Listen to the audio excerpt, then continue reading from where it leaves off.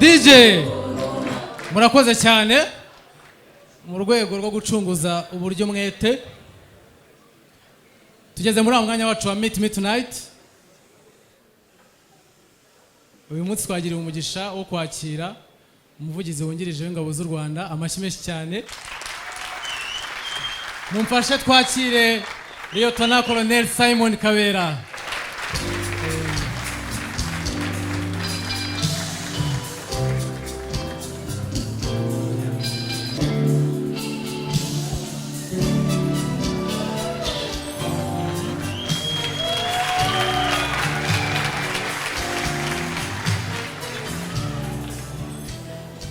Mwiriwe neza fani. Muraho. Yesu ashimwe. Ariko mwe mubwire ngo Yesu ashimwe. Fande iyi ni segment tugira yitwa Genzi Comedy Show, ni platform y'abanyempano b'abanyarwenya n'abandi batandukanye. Iyo tugera mu gice aho dutumira umuntu akatuganiriza. Uyu munsi turashaka kuganira ku mateka y'urugamba rwo kubohora igihugu. Ngira ngo ya mbere ukwakira byagenze bite? Byagenze bite? Iya mbere ukwakira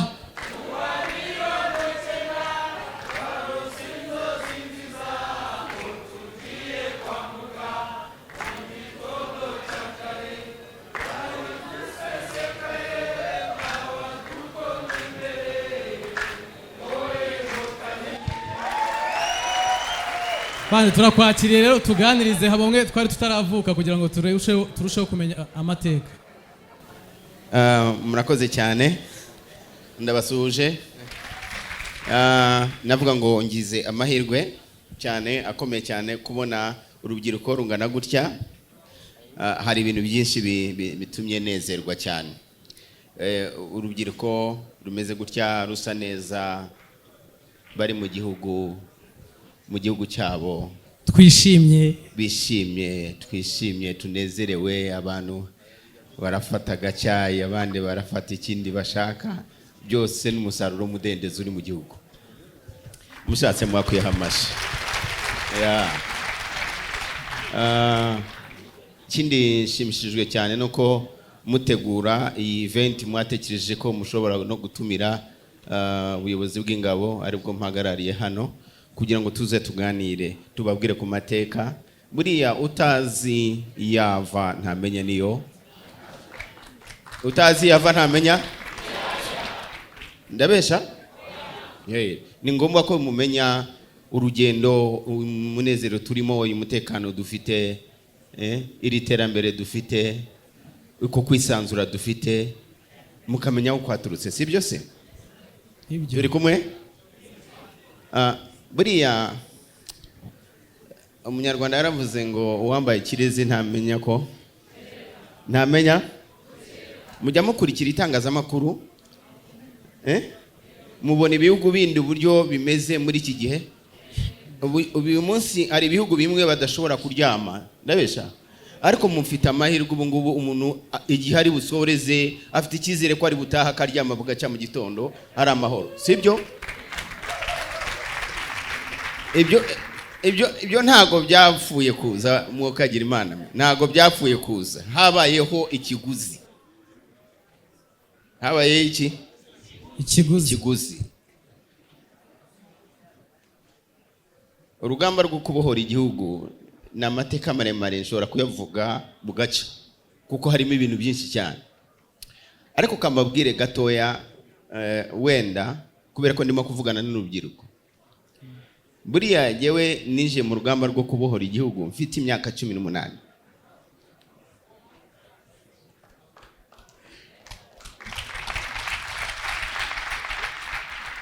Imyaka 18 bivuze ngo imyaka ya mbere yose navutse mvukira mu buhungiro. Nize ndi impunzi, mbaho ndi impunzi. Kugeza ku myaka yanjye 18 nzi neza ko ndi impunzi. Ariko ndi impunzi igihugu cyacu gihari. Ntabwo byari gushoboka rero ko nza mu gihugu ko na data yahunze muri 59. Murashaka ko mbabwira amakuru?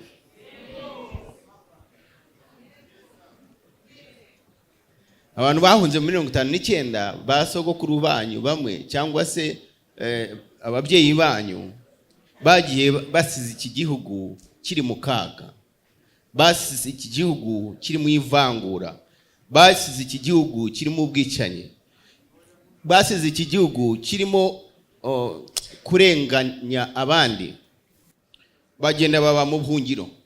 Abo bahunze nta nubwo bari bazi Cyongereza, ntago bazi Igifaransa, ntago bari bazi Ikigande kuko bamwe bagiye muri Uganda, nta nubwo bazi Igiswahili bamwe bagiye muri Tanzania, nta nubwo bari bazi Lingala kuko bamwe bagiye hakurya hano mu cyitwa Zaire.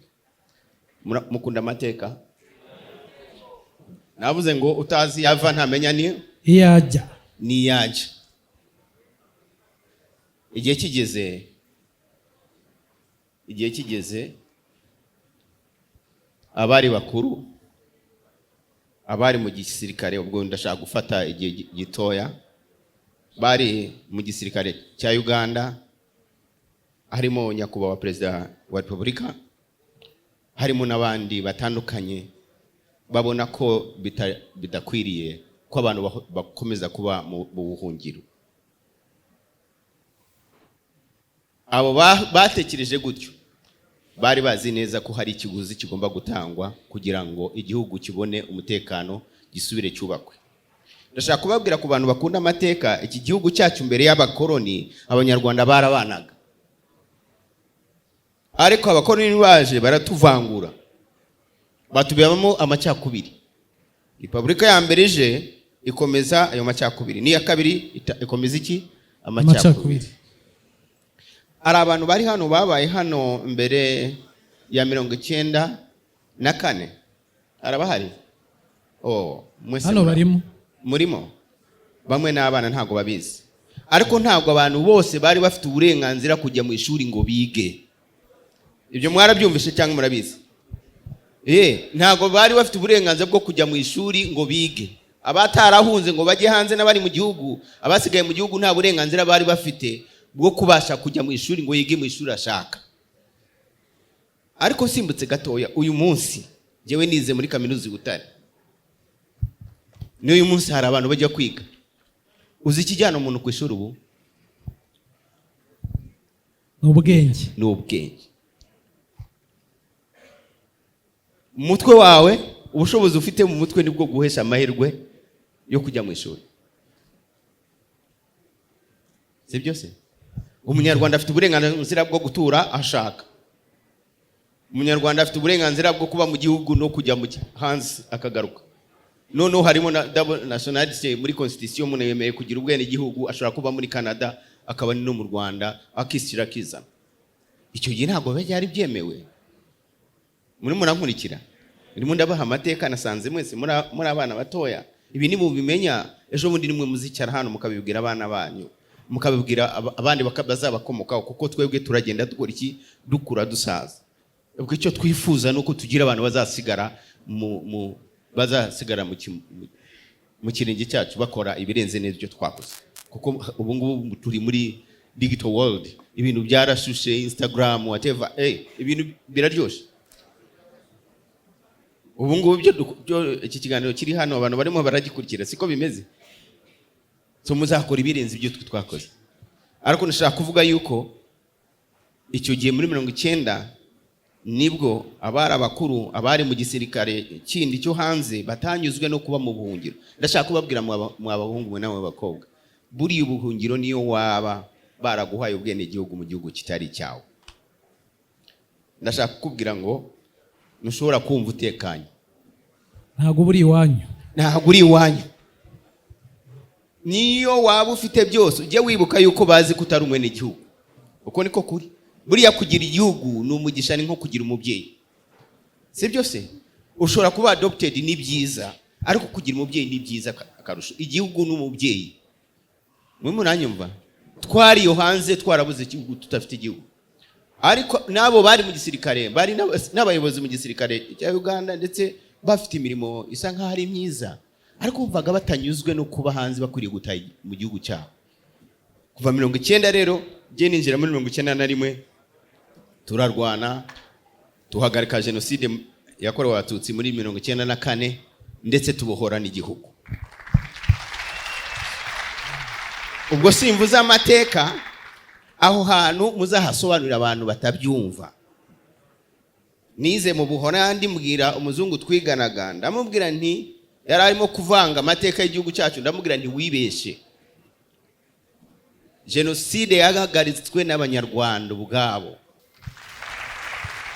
Ababyeyi banyu nibo bahagaritse jenoside yakorewe abatutsi, kandi iki gihugu cyabahowe n'abanyarwanda, ntabwo ari inkunga yavuye hanze. Ni twebwe n'abandi bagenzi bacu n'abayobozi beza twagize twubaka kino gihugu.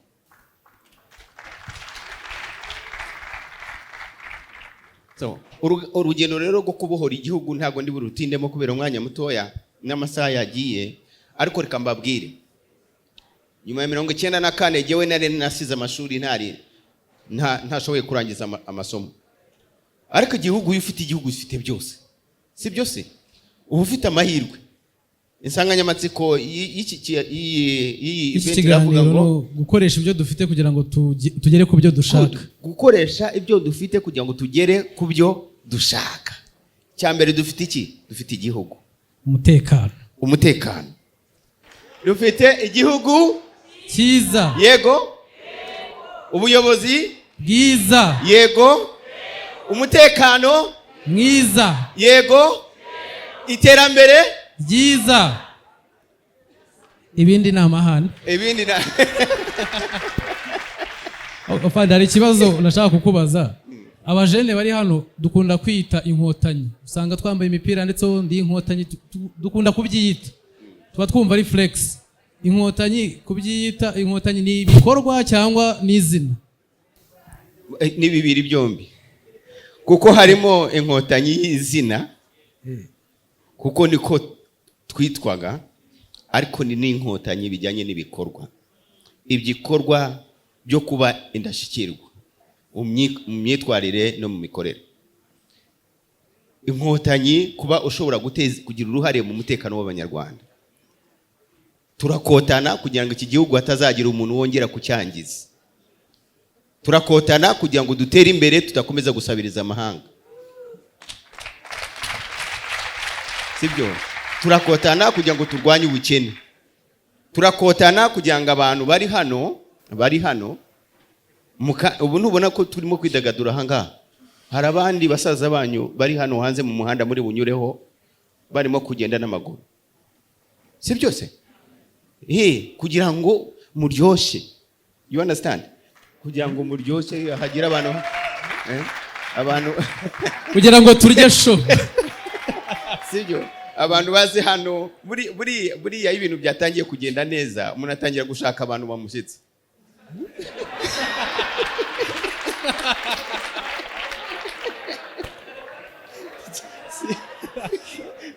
Sibyo? Ukitangira bitanu byawe, umuntu akaza hanga akabikorera akagusetsa, ubundi ukitahira. Aga stress kagashira. Nk'umukire wese. Aga stress kagakora iki? Kagashira. Iyo ni inyungu iva mu umutekano, kuba ufite igihugu, kuba uri iwanyu. Sibyo? Ubu turi iwacu mu gihugu cyacu. Iyo mbitekereze jewe nakuriye mu buhungiro, numva agaciro mfite. Agaciro kawe ni ukuri iwanyu mu rugo. Sibyo? uwakurenganya wese wamubwira uti hano ni iwacu, ni mu gihugu cyacu, ni gakondo y'iwacu, sibyo? N'abantu baba bari hanze, hari abo twagiye tuganira tugenda duhura, akavuga ati ngiye ngomba kubaka iwacu, kandi afite nationalite, ni umubirigi, ni umuholandi, ni umunyakanada, ni umunyamerika, ariko akambwira ati ngiye mfite gakondo iwacu. Kubera iki? Icyo ni ikintu kiri karemano cy'imbere, ntigishobora gukurwaho na circumstance. Muranyumva? Ntigishobora gukurwaho yuko umuntu abuguhaye kubera ko wenda hari impamvu gushakaho, sibyo se? Mwe mwumva mudafite fear kuba muri ntuzemo. Turimo turaseka twimereye neza. Ahubwo afande. Yes. Ubwo rero nasoza mvuga ngo twese ukunda igihugu, uharanira ubumwe bw'abanyarwanda, ugira uruhare mu mutekano w'igihugu. Ndashaka kubwira ko umutekano w'igihugu dufatanya n'abanyarwanda, kuko umutekano w'igihugu niyo nshingano ya mbere dufite nk'abasirikare, kurinda umutekano w'igihugu n'ubusugire bw'igihugu. Ariko kugira ngo tubigereho nuko dufite imfura nk'amwe, abantu bakunda igihugu, barwanya ikibi, dufatanya, sibyo? Dufatanya kugira ngo iki gihugu gikomeze gikora iki, gitere imbere, tukagira n'uruhare mu iterambere, kuko twifuza ko umunyarwanda yihuta kugira ngo abeho neza. Tukagira uruhare mu mutekano, gufatanya n'ibindi bihugu. Kambabwira aka kantu karanezeza.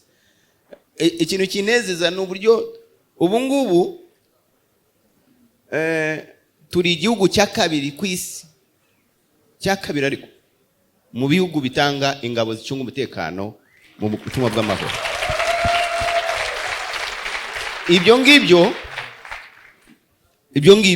nta wari kubirota, ariko umunyarwanda hagiye wese afite ishema, afite igikundiro. Urumva iyo wamaze gutekana iwawe mu rugo, ubumva n'abandi batekana, usagurira n'abandi kandi ntiwajya gutanga umutekano ahandi iwawe byakomeye. Oya, impamvu turi hakurya nuko hano iwacu ari amahoro. Turi muri South Sudan, turi muri Central Africa, turi muri Mozambique. Urumva nukubera ko wacu dutekanye. Ubu ngubu turakotana mu iterambere ry'igihugu. Amahirwe arahari, keretse udashaka kwiga. Amahirwe arahari, sibyo se? Amahirwe arahari cyane. Ahubwo hari ikibazo hano barabamo abanyempano batandukanye, abahanzi, abanyarwenya. Mu rugamba rwo kubohora igihugu hari ikintu impano zafashije. Ariko reka manze nkubwire. Nubona ari indirimbo twajyaga turirimba mu ishamba ivuga ngo tukiri mu ntambara yo kubohora igihugu, atatukonde kama misumari, nywele zetu zitoke kichwani, hatuwezi kurudi nyuma. Iyo ndirimbo twayiririmbaga ubuzima bwakomeye.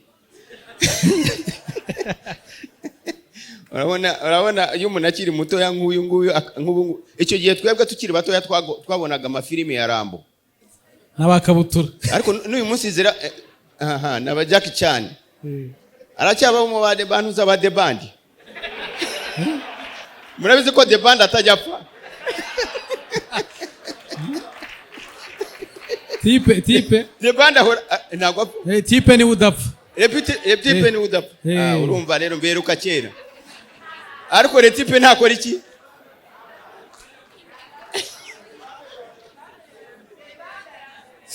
The Band ni upfa. Ariko Tipe ntabwo apfa. Ajya no mumurira akawuvamo. Arige rero muri yo myaka ufite imyaka 17 16 wumva ko uri Tipe. Uburyo aho uzajya ukora ibintu byose bikijyana kuko biri. Ariko muri reality siko byari bimeze. Habaye mu ijambo ryitwa kwitanga no gukunda igihugu.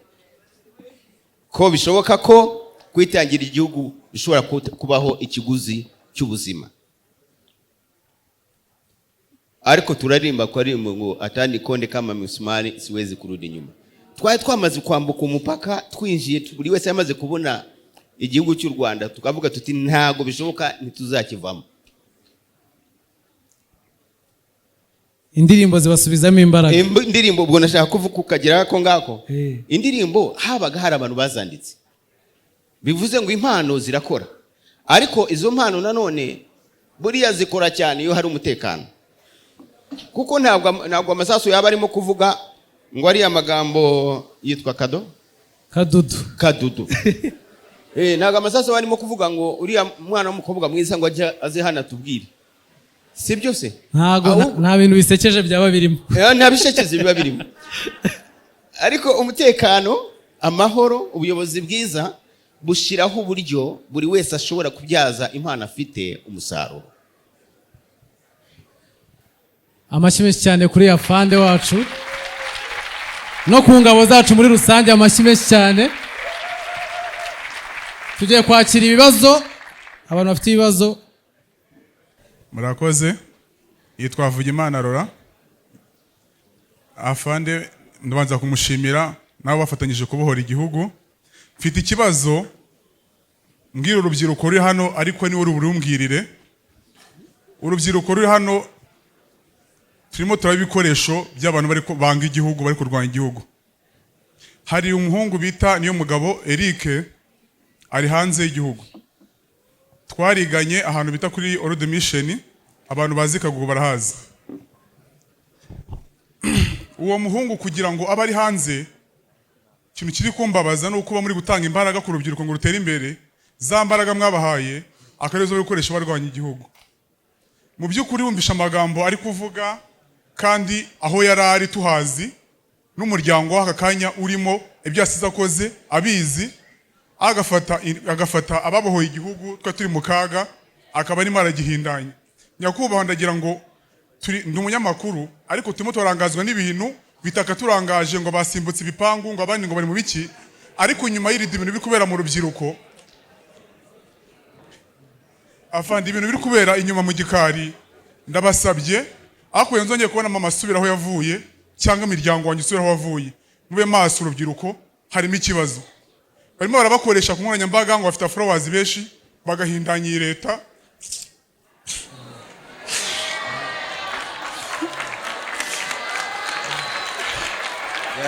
Sorry.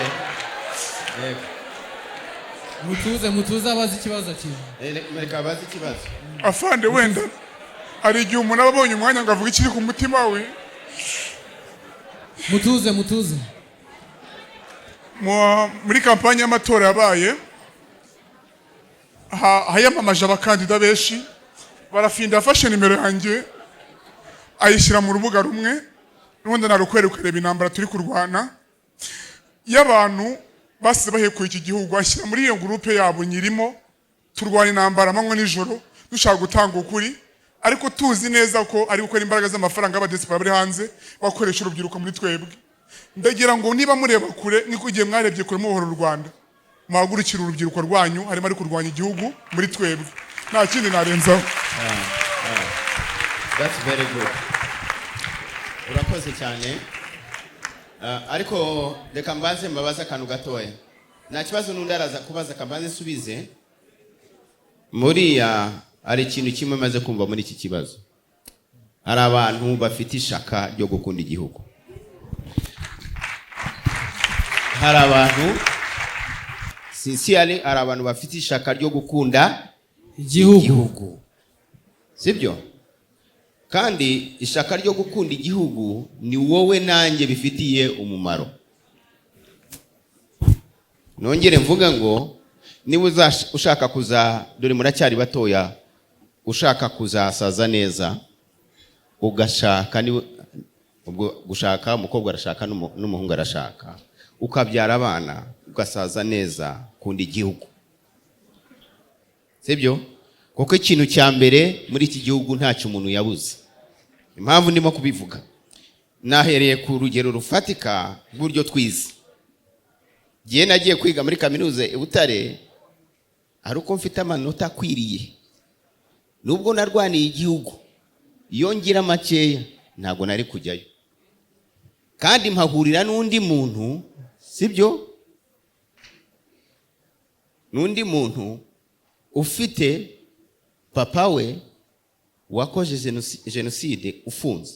Twese dufite amahirwe akora iki? Angana.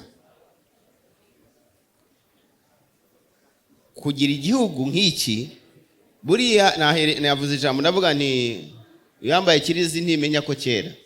Niba ushaka kumenya abantu bajya bahanze muzabigenzura. niba ushaka kumenya ko iki gihugu ari cyiza gifite ubuyobozi bwiza uzambuka umupaka gatoya.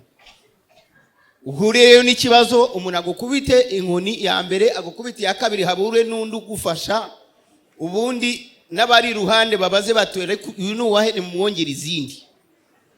Ariko muri iki gihugu, igihugu kirarinzwe, uburenganzira bw'umuntu burubahirizwa aho waba uri hose.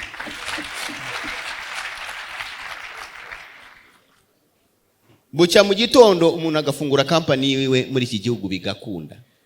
Ntabwo ariko bimeze mu bindi bihugu. Ku kibazo yaravuze, mwebwe rubyiruko, iki gihugu kiri mu maboko yanyu, kiri mu maboko yacu. Dufite imbaraga zo kucyubaka, dufite n'imbaraga za gisenyi. Kuko abantu babohoye igihugu, urabona ko ndacyari na mutoya, abantu babohoye igihugu twari urubyiruko, sibyo? Uyu munsi rero kuba tugeze gutya igihe kizagera dusaze, ni ishema kuri twebwe dushobora gusiga abantu bafite igihugu ku mutima. Kugira igihugu ku mutima nibyo uriya mugabo yararimo kuvuga. Kuba ushobora guhangana n'abantu bashaka kwangiza amateka y'iki gihugu, kuba ushobora guhangana n'abantu bashaka gusubiza iki gihugu mu icuraburindi, kuba ushobora kubwira abantu kuri ukababwira uti ntimukabesha abandi, iki gihugu twese tukirimo. Kambabwire, iyo ugiye muri Matewusi uhaha kwanda, ugoro umwenda kwanda, ntibiterwa n'uwo ushaka. Iyo ugiye mu isoko hano ntuza Kimironko ugiye guhaha imbuto ugurira nde? Ntugura ushaka. Hari ubwo mubaza ngo ari kugo kwande cyangwa se kwa runaka. Icyo nicyo gihugu, sibyo? Nicyo gihugu twifuzaga, igihugu buri wese yumva ko ashobora kugira icyo akora kandi akabona umuguzi. Igihugu twifuzaga ko umuntu ashobora gutura ahantu ashaka. Igihugu twifuzaga yuko umuntu wese agira amahirwe, buri wese agira amahirwe angana.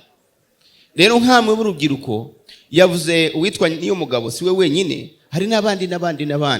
Ariko uhereye na kera Umunyarwanda yaravuze ngo nta muryango wabuze ikigoryi, sibyo se? Ntibikabe, ariko baravuga ngo nta muryango wabuze ikigoryi. Hari igihe umuntu aba ikigoryi, ariko icyiza cy'iki gihugu niyo umuntu yabaye ikigoryi yasubiye ibuntu, yavuye babyita gute, yavuye ibuzima agasubira ibuntu, baramwakira akagaruka mu gihugu. Ntimubazi se? Ndabesha? Ntibahari se? Iyo umuntu yahindukiye agatega amaboko akavuga ati giye rwose mbivuyemo sinzongera kuba mubi, igihugu kirakwakira ukagaruka mu gihugu. Ntabwo ingero zifatika. Nk'urugero rumwe rukomeye, uzi ko abantu twarwanye mu ntambara, twahanganye nabo mu ntambara, bari ku ruhande rwa Byarimana, uzi ko dukorana? Turakorana. Bamwe bakatuyobora bitewe n'urwego arimo, natwe tukabayobora bitewe n'urwego arimo, kandi tugasenyera umugozi umwe tukubaka igihugu. Iki gihugu ni ubutunzi bukomeye. Urubyiruko, izi nkoranyambaga, social media muzibyaza umusaruro wo kubaka igihugu mukabyaramo. Ugira uruhare rwawe kuri channel yawe, ubwira abatumva, ubabwira uti iki gihugu nyaboneka dufatanye kucyubaka aho kugisenya. Kandi abantu basenya igihugu nibo abandi bakengeza ivangura n'ingengabitekerezo yakisenye kino gihugu uhereye kera. Ibyo rero nta mwanya bifite muri iki gihugu. Ndashaka kubabwira ngo urwego turiho ubu ngubu, buriya hari abantu mu mutwe wabo bakiri muri 93. Turi muri 2024. Turi muri 2024. Bo bari cyane muri 93. Turimo turatekereza iki? Iterambere. Abana barakoresha amahirwe bafite bakayabyaza umusaruro. Abana baratengira ku bwenge bafite, impano bafite, bakabona ibibabeshaho, bagatera imbere, igihugu cyose kigatera imbere, twese tukabyungukiramo. So icyo mbasaba, twese dufatanye hamwe. Ari ugeze kuvuga ngo ese kuba inkotanyi ni iki? Twese tuba inkotanyi ziharanira icyiza, dukotanire kubaka igihugu. Atwumve ikindi kibazo. Murakoze afande, nashakaga kubabaza ni igiki cyaba motiviye kujya mu rugamba mukiri batoya? ambajije ikibazo si ubwa mbere bakimbajije.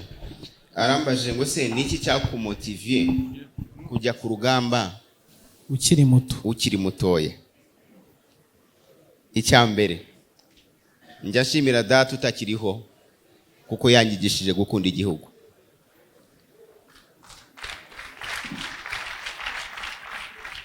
Yarambwiye nkiri muto, yarambwira ngo igihugu cy'u Rwanda ngo gitemba amata n'ubuki. Kubwira umwana rero muri icyo gihe mu myaka yanjye nkiri muto ko gitemba amata n'ubuki byatumye nkunda igihugu kurushaho. Icya kabiri ni ukwigira ku bandi. Kwigira ku bandi kuko gihe naje 1991 abandi bari baramaze kuza, ariko numvaga amakuru, numvaga ko hari abantu bavuye mu buhungiro barimo kurwanira igihugu cyabo kugira ngo bave mu mateka y'ubuhunzi basubire mu gihugu cyabo. Kumva amakuru. Icya gatatu ni ukwemera ko nkeneye igihugu. Ni ukwemera ko nkeneye iki? Ko nkeneye kubiga iwacu. Amahirwe nagize, narwanye intambara, Imana irandinda mbaho nkuko abandi bose bagize ayo mahirwe yo kubaho. Data agira amahirwe yo ko intambara yarangiye ansanga mu gihugu nkiriho.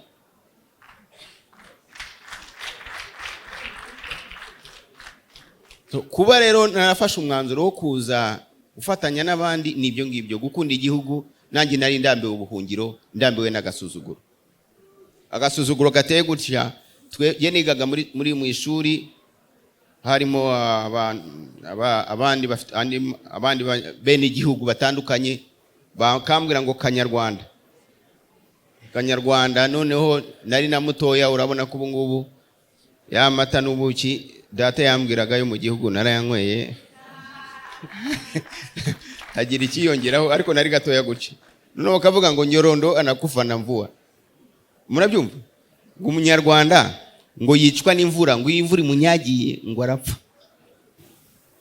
Ako byaterwaga n'iki? Nuko umuntu yari mu buhungiro nta gaciro aba afite. Ibyo byatumye mva mu ishuri, nabwiye data na mama aho ngiye. Icyo nicyo gisubizo. Gukunda igihugu, gufatanya n'abandi, kukibwirwa n'abandi, kumenya yuko nkeneye kujya mu gihugu cy'iwacu. Murakoze. Ikibazo cya nyuma.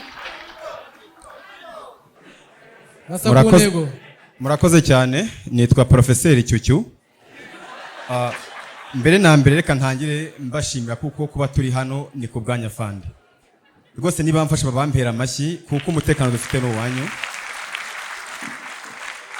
Yego. Njyewe ahanini ntabwo nje kubaza ikibazo, ahubwo nje gushima ndetse no kongera gutanga ubutumwa ku rubyiruko. Ubutumwa bwa mbere ndabanza gutanga ku rubyiruko, twirinde gutega amatwi abatuyobya cyangwa se abadushuka, duhe amatwi n'umwanya abatuyobora mu nzira nziza. Abo ngabo batuyobya tubihore kuko nta kiza batugezaho. Yego. Ikindi nacyo ndagira ngo mbabwire ko nk'urubyiruko ntabwo turyamye, nta nubwo twicaye. Umutekano mukora natwe twamaze gusobanukirwa ko umutekano ari uwa buri munyarwanda wese, kandi buri wese yamaze kumenya ko ari ijisho rya mugenzi we. Yego. Ndagira ngo mubatubwiriye nimusubirayo ko aho batari natwe tubababera, mu mwanya batarimo natwe tuba duhari.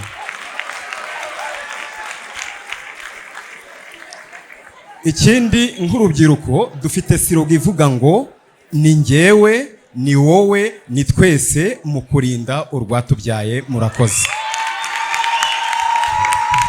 Hano imbere. Buriya ntimwamwongera amashyira. Amashyi cyane. Aha. Sinababwiye.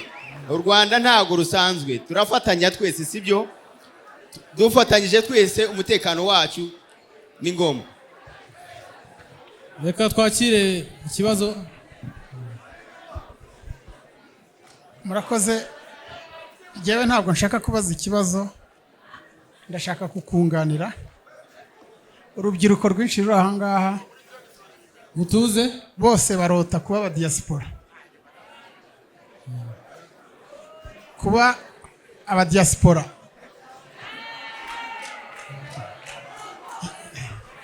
Jewe rero mutuze. navuga ko nagiriye amahirwe yo kuba uwo mudiyasipora nkaba no mu Rwanda. Nshaka kugira ngo mbabwire ko kugira igihugu ari byo bya mbere.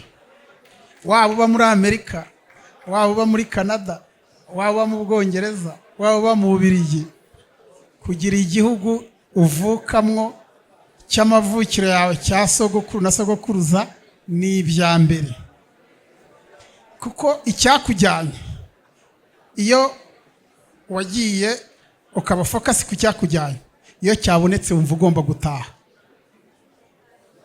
Bivuze rero ko urubyiruko uwashaka kugenda mbere na mbere ugomba kubanza ugatekereza niki gishaka kugira ngo mpaguruke ngende. Iyo wagiye ugendeye mu kigare kubera ko wumvise ko abandi bagenda, cyangwa ukabona kanaka kubera ko yatashye akaza afite ibi, ntago babitangira ubuntu. Nahari hari abantu basabiriza baryamye ku mihanda. Rero ndagira ngo mbabwire nk'urubyiruko, mbere yo gushaka kugenda banza utekereze icyo ushaka, icyo wumva wifuza ushaka kugeraho, noneho uzabone gushaka kugenda, nibwo uzanagenda ukagira icyo ugeraho ugatekereza ugataha. Murakoze afande kuba dufite igihugu. Arakoze cyane. Mwamumvishe turi kumwe abo hakurya hariya, muri abantu beza cyane. Ndashaka kubona bari abantu b'inyuma turi kumwe. Murasobanutse. Aha, ataratanga wenda ataraha undi muntu wese ushaka kubaza, reka ngushimire. Turi kumwe n'abantu benshi hano babaye hanze, sibyo se? Nanjye nababwiye ni buriya iyo ufite igihugu ufite byose. Iyo ugifite igihugu ufite byose. Ushobora kuvuga uti ngiye kwiga i Burayi, ngiye kwiga muri Amerika, ngiye kwiga muri Canada, ariko ukavuga uti ariko iwacu harahari, sibyo se? Nibyo. Iwacu harahari, nzatanga umusaruro iwacu, ninajya no guhaha ibyo mpashe mbizane iwacu. Aha, ako mwakumvishe? Iyo ufite igihugu ufite byose. Jewe nagiye kwiga i Burayi, niga no muri kaminuza nziza cyane, nigana n'abazungu gusa rwose. Ariko umunsi umwe umuzungu yarambajije, arambwira ngo ariko ngo uruwahe? Ndamubwira ngo ni mu Rwanda. Ati mu Rwanda hehe?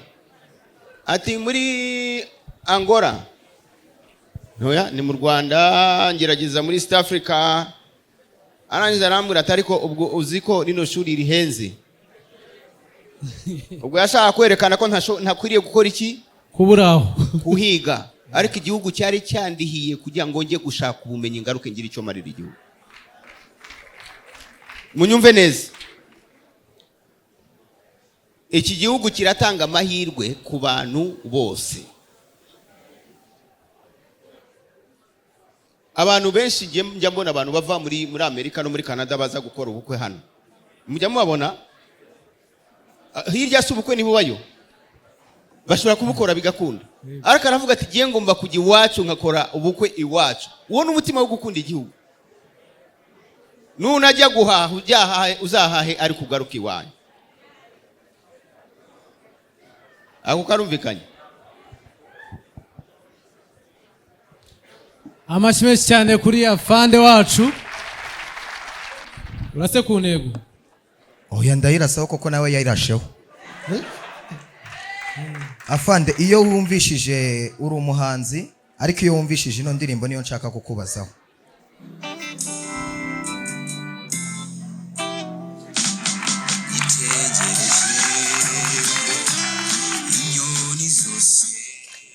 Afande, iyi ndirimbo ni indirimbo ya Gikristo. Iyi ndirimbo uyihimba warihe, ariko unanatubabariye turabubaha, uduha kapera rwose. Urakoze cyane.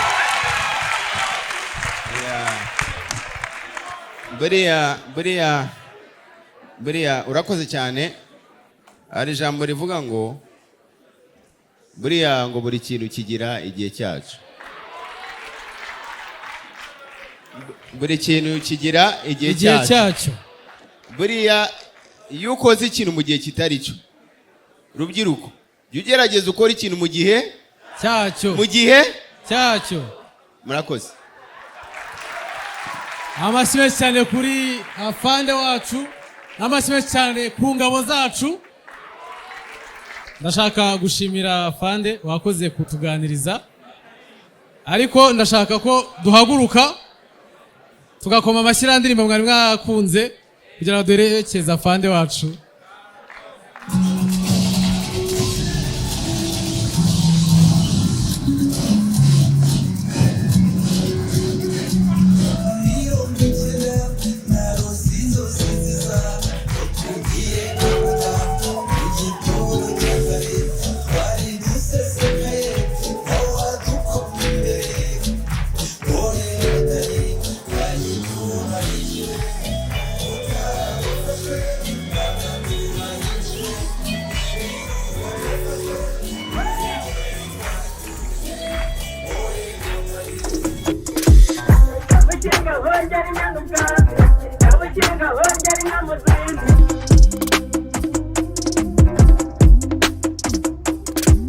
Kabukinga hongera inyana ubwatsi, kabukinga hongera